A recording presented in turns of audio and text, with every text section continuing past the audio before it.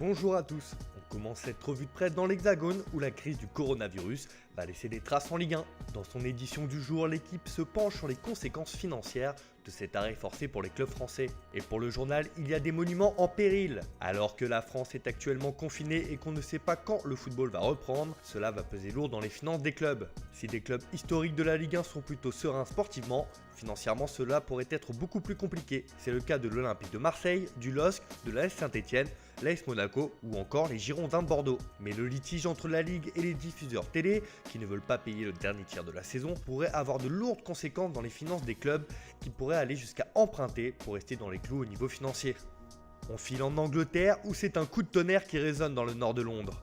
En une du Sun, la déclaration de Harry Kane fait les gros titres. L'attaquant anglais lance un ultimatum à Tottenham. Je pourrais partir si les Spurs ne s'améliorent pas. Blessé depuis le début de l'année 2020, l'avant-centre de 26 ans prend son mal en patience avant de faire son retour sur les terrains en raison de la pandémie du coronavirus. Je suis un joueur ambitieux, je veux constamment m'améliorer et devenir l'un des tout meilleurs. Tout cela dépend de ce qu'il va se passer dans l'équipe et de la façon dont nous allons progresser en tant que collectif, a-t-il déclaré dans un live Instagram en compagnie de Jamie Redknapp. Forcément, c'est une déclaration qui ne passe pas inaperçue et qui fait aussi la une du très sérieux Times. Convoité par les plus grands clubs, Harry Kane a clairement lancé un message à ses dirigeants.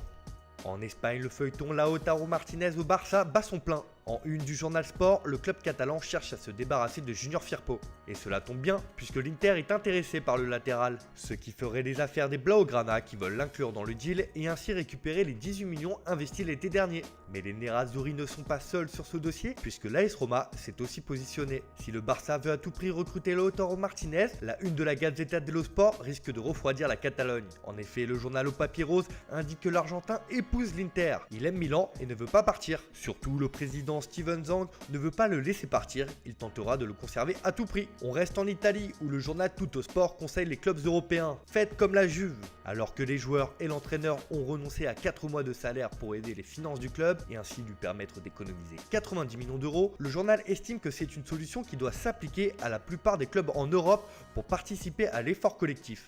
Et le grand monsieur de cette affaire à la vieille dame n'est autre que le capitaine emblématique Giorgio Chiellini. Selon la publication, il a déjà mis le costume de dirigeant en étant l'intermédiaire entre les joueurs et les propriétaires pour les convaincre de la nécessité de cette décision.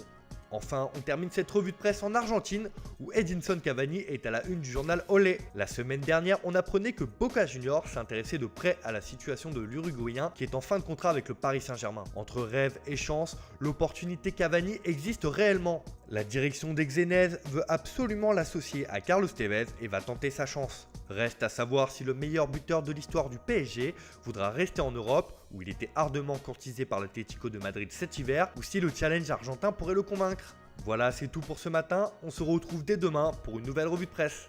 En attendant, prenez soin de vous dans cette période de confinement et n'oubliez pas, restez chez vous.